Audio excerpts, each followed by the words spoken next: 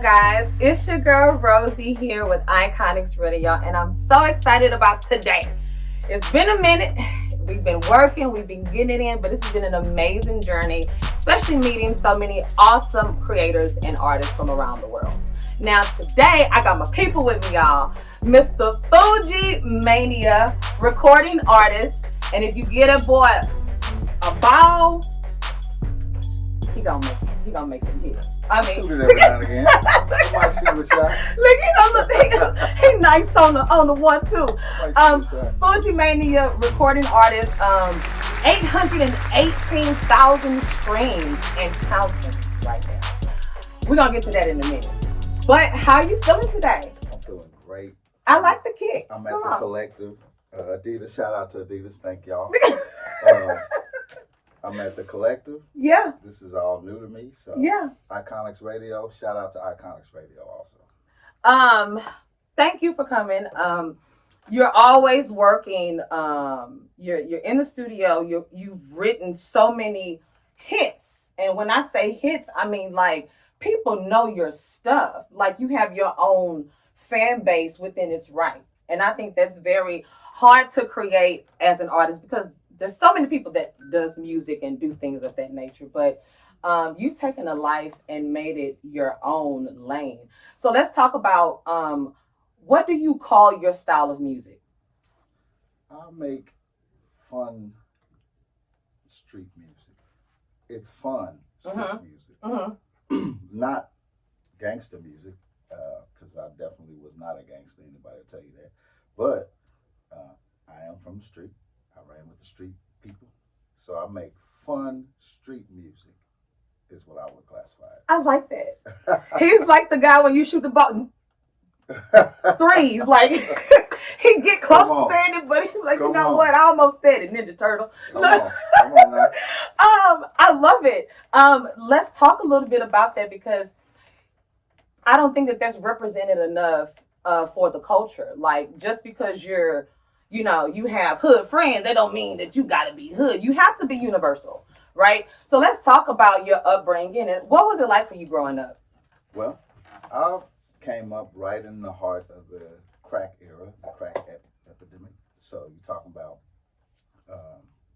right around 1989 is when I think it really hit, like crack cocaine and everything really went crazy. 88, 89, somewhere in there.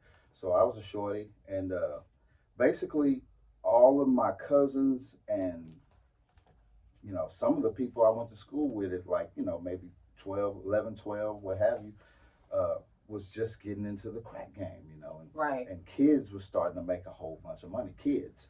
Right. And so I was always the kid that, my father was a medical professional and when my parents were still married, I had that two-parent love. So yeah. We were in the hood, but I had the two-parent love. I had, my father had a good job and everything. When they were together, they wound up getting divorced, and I got to see that other side of the coin. Oh, yeah. I got to see the other side. So I was a silver spoon kid for up until about 11. Right. And then things changed. Things changed, right. And but as far as the people I grew up with and everything, I would be up on the block. I try to be at 12, 13, and they'd be like, "Fool, get your son. Go dribble or something, man. Get out of here. This ain't you." Right. And that led all the way up until the time I graduated high school. People were just like, "Man, get out of here. Like, you go, leave. You go do something." And so I had a lot of support. The love of the streets. See, everybody the streets embrace people, but they also throw you back when they know you ain't supposed to be there. And I think that's what you call a good community. And there are good parts of the hood. I mean, I'm just saying that, period. But so let's talk about your creativity. When did your creativity like start kicking in as an artist? Like when did you write your first song? I wrote my first song when I heard LL Cool J. Stop. He was the first person I heard that I actually liked. Like my older cousins was listening to rap. Yeah. I was still playing Thundercats and stuff like that when rap came out. But my cousins was jamming Ice-T and all these people, but they was a little ahead of LL Cool J was when I actually started to listen to rap, because he said my hat is like a Sharks fan, something like that. He had bars, and I was like, man, that dude's pretty good. So my parents bought a karaoke machine, and it had the 2 cassette decks on it, right? Mm-hmm. So we didn't have instrumentals. It wasn't YouTube, obviously. So you couldn't just go snatch a YouTube instrumental like you can now. You can just go snatch an instrumental Anything, right now. So what I would do after LL quit rapping, I would take that bit of beat that played at the end, and I'd take my clear cassette tape, and I would loop it. I would take that piece and let it play, and then I make sure it was on beat, and then I rewind it, and I splice together an instrumental myself at 12. At 12? At 12. So, okay. So, first of all, this one, no, wham, bam, thank you, ma'am. This took time to do. Yeah. Oh, I'm man. splicing my own I remember instrumentals. just trying to record off when we hear a song on the radio, okay. Listen, we're talking old school now. I ain't gonna tell. Listen, okay, so go ahead. So that's what I did. I spliced together instrumentals until I had instrumentals that loop right. Wow. And so that means if the beat went, I had to catch it on that to make sure it looped right. Ooh, child. So I would splice that together until it was one long. Wow. Oh my God. I've never heard anybody actually say that they did that. Wow. Okay. So we're gonna go in depth in that later on. Okay. So let's talk about like what was it like? I mean, because you also perform as well. Mm-hmm. What was your first performance like? Like, how did you say, okay, this is something I can find myself doing forever? Yeah. So in high school, me and my boy, Black Caesar, Kedrick Franklin, aka Black Caesar. Shout out Black Caesar. All right, Caesar. Black Caesar was the dancing dude out the group. So, come on. So it was me, my homie Corey, and Kedrick. That we was tight. Yeah. We was the threesome, and so Kedrick was the dancing dude. So he entered something called the Fine Arts Festival in high school, and the Fine Arts Festival allowed you to perform for your peers. But the only reason I did it is because you got to be out of class the whole day. Because you perform for each period. So we did the first Fine Arts Festival. We did a song. We did somebody's song, or maybe we did our own song. I can't really remember, but I do remember 3,000 freshmen. And we were in the gymnasium and everything. And like, it's just so many people, man. And when we start hitting our dance moves, the little crowd go crazy. And that rush, I got addicted to real quick. So wait a minute. You had the dance to the rapper. Everybody came together. Like, we're going to go win this. We was 3 Shades of Black. Come on. Go! That was the group name. I wouldn't. Are you serious? We was 3 Shades of Black. Shout out to 3 Shades of Black. What's up? Black Caesar's black. Let's get it. Black Caesar's like 1159 black. Okay. And then the Coro was just a little lighter than him. A little bit lighter. And then I was in the middle of them. I cannot do 3 Shades Shades of Black. But quick question. So what kind of dancing? Because I know back in then you either had pop locking, break dancing. What kind of dancing was he doing? I'm going off the record. I'm sorry, y'all. Keith was doing like the slow rolling and all of that with the girls. He was the ladies' man of the crew too. Oh, so, okay. He could dance. Oh, he could dance. Whatever. Whatever he came break out. Dance, whatever. Like whatever. So he was the ladies. Until this very day, he killing it on the floor. Come on now. Okay. Yeah, Keith is a bad dude. He's a bad dude. Let's talk about now your success, because I know you're also and the reason I have to say this because you're an amazing family man. And that's a part of your success. So, I mean, beautiful family. Baby on the way. I'm just saying, the boy out there. Exclusive. It's exclusive. I know that this is some very monumental moments because with being a family man, you also have a million hitting soon. Because you're pretty popular on social media. That's like... I'm getting there on social media. 818 and going. How do you balance being an artist? Because that takes work to get that many streams just alone and then keep working. How do you balance being a family man and an artist? Working. Well, it's as far as my kids, they're very busy. I guess you would say being teenagers. I have teenage kids. Yeah. And so they all being teenagers. And so I have the time to write and stuff like that because they don't want to fool with that until they, until it's time to maybe buy some, or maybe they feel a little like, dang, I ain't seen my dad in a little while, because I do travel a little bit and everything. But as far as balance, to answer your question, I write a lot. And with the new technology you have, I can write a song into my phone, into my Motorola. I can write that into, shout out to Motorola. I can write a song into my phone. I can just say it, like if the beat is playing, I can just say some bars, say some words, whatever. And then I can go back and clean it up later, and it's a whole song. So I can do it so much faster than you would be able to back in the day. Like you had to write just, like we used to go to the studio and write it on the spot. Yeah. You got your part? No, I'm about to write it right now. We write our spot right there. You right got there, it? yeah. Right now, I got it. Let's you go. ain't have to go home. Let's go. Yeah. Look, like, so like, yeah, look. But now, on the spot. now you can, I don't write as much anymore. I voice a couple notes into my phone. Sometimes I go to the studio, I don't write at all. I just play the beat and then I'll say my verse and then I'll stop it. I'm like, what you think of that, to the engineer? Like, oh, that was dope, or maybe you need to come up a little bit or whatever, and I'll just piece it together. I'll piece together a song, doing the same kind of process. Just how that sound, okay, and before you know it, you got a song. So you can, big difference from the LL Cool J days. Big difference. Big difference. Quicker. Shout out to the OG. Come on, man, let's get it. So I do know that education is a big thing for you as well. Let's talk about that, because you're successful in family. You're successful with your music, but you ain't shy to the books. Like you get it in. Like you're very well educated. So let's talk about the importance of education, because I think education is so important. And these babies, honey. I know it. It's like the cursive is leaving. I'm like, you can't spell your name. Okay, I'm sorry. Education very important. Shout out to my dad on that, RIP, to Dr. Howard. Dr. Howard was like, education, you going to college type dude. He was an airborne Army Ranger dude, so I grew up like that. And he was a you going to college type dude, so I did go because he said so. And then once I realized that wasn't necessarily for me, I didn't get the 4-year degree.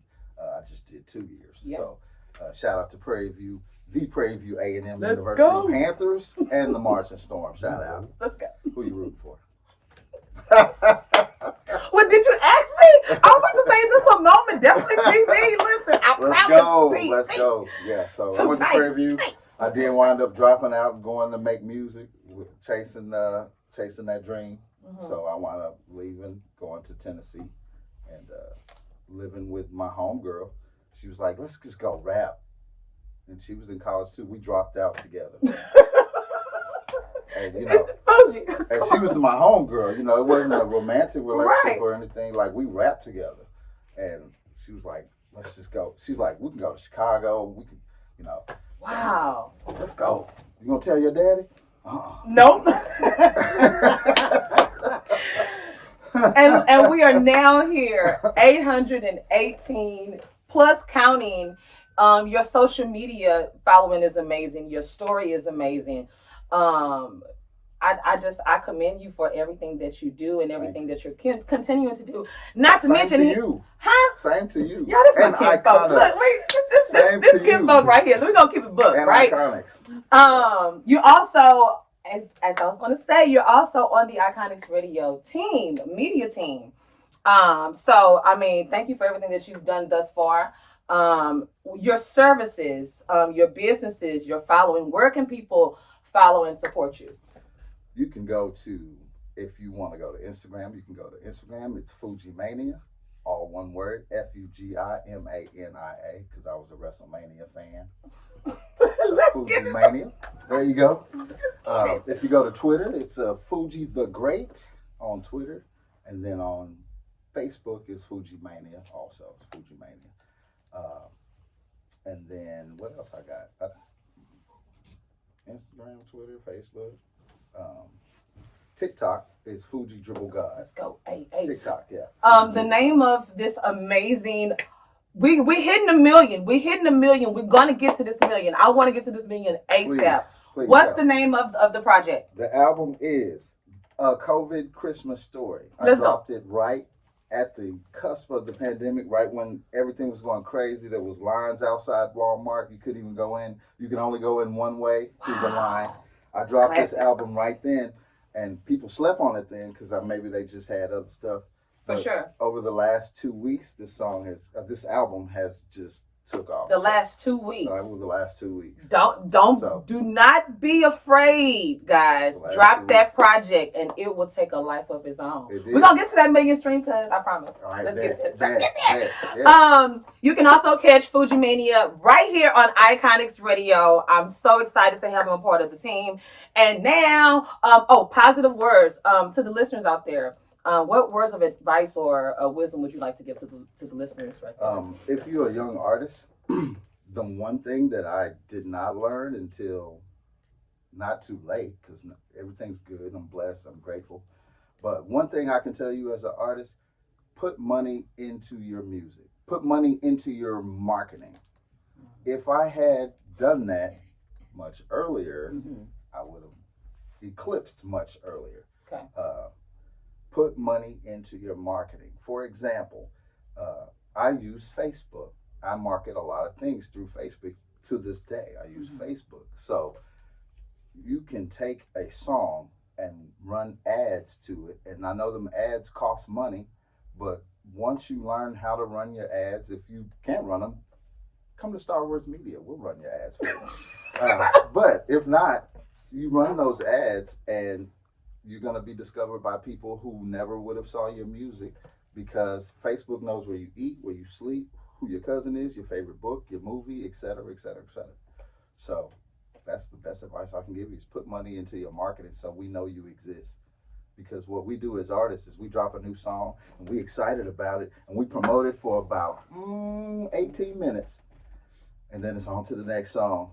And we're excited about this new song. This song has been sitting back here. It's hardly promoted. People have hardly heard it.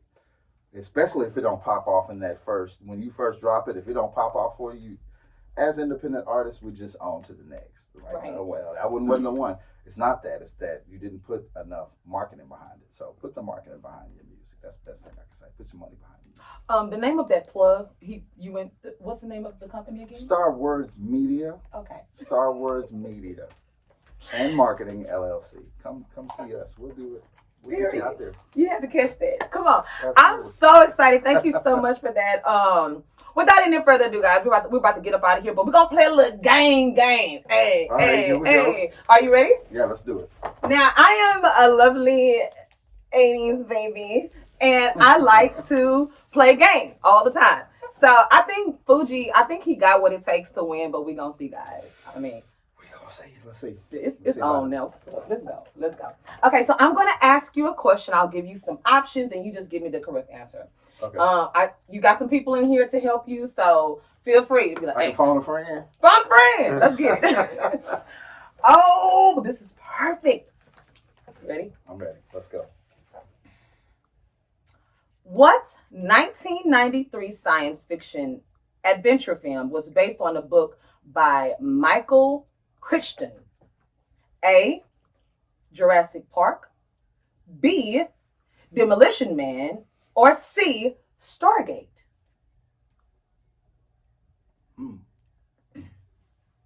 Again, what 1993 science fiction adventure film was based on a book by Michael Crichton?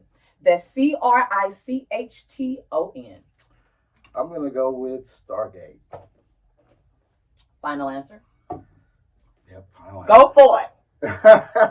It was Jurassic Park. Jurassic Park. That's okay. All right. See? I got you, though. Let's get it. Not a dinosaur fan. There it is. Here we go. Which candy company makes the popular 90s push pop lollipop? A, the Annabelle Candy Company, B, Tootsie Industries, or C, the Tops Company? I don't know. Dang. You think so? All right. I'm going to go with Although Topps makes baseball cards, because I'm a baseball card collector.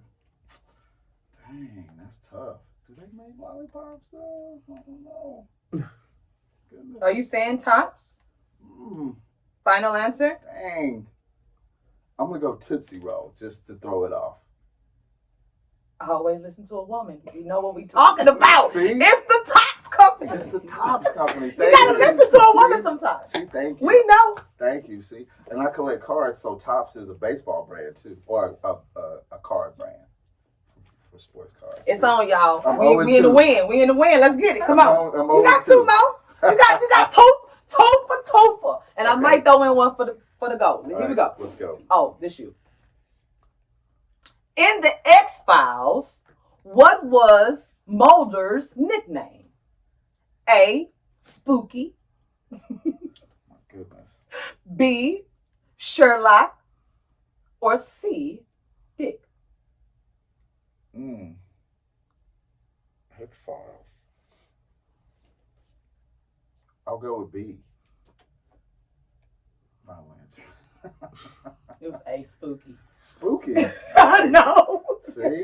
Yeah, I'm not good at this. It's okay. It's okay. It's okay. Can't be good at everything, I guess. Dang. Which 90s movie featured the Looney... Really? Which 90s movie featured the Looney Tunes? Like, yeah, this the one. Which 90s movie featured the Looney Tunes on its soundtrack? A, Who Framed Roger Rabbit? B, Space Jam? Or C, Cats Don't Dance? Dang, I guess I'll go with B. I don't know. Is that your final answer? Yeah. Space Jam, it was it. Dang. Woo! That's bad. Last one, here we go. Okay. Hollywood Squares. This is music. Okay, get you. Finish this Christina Aguilera lyric. Oh, Lord. What a girl wants, what a girl A has, B sees, or C needs. I'm going to go with C because I phoned a friend and they said C. C is it, y'all. Let's go. Let's go. Guys, this has been so much fun. Give me some food. Look, we can't end on a bad note. Let's go. It's your girl Rosii here with the amazing Fuji. Fuji, would you please once again let the people know the name of your project? Because we're hitting 1 million streams again. What's we're going to hit 1 million streams. It's Fugimania, a COVID Christmas story. You got to go stream that on all your platforms. You're going to love it. I mean, from the beginning, I come out stomping from track 1. I just show you what I got from track 1. So, Period. Yeah, Period. Classic. Let's get to 1 million stream, guys. It's your girl here, Rosii with Iconix Radio. Also, check Fuji out on right here, Iconix Radio. We'll see you guys soon. We're easy out. All right. That's what we're talking about. Thank you.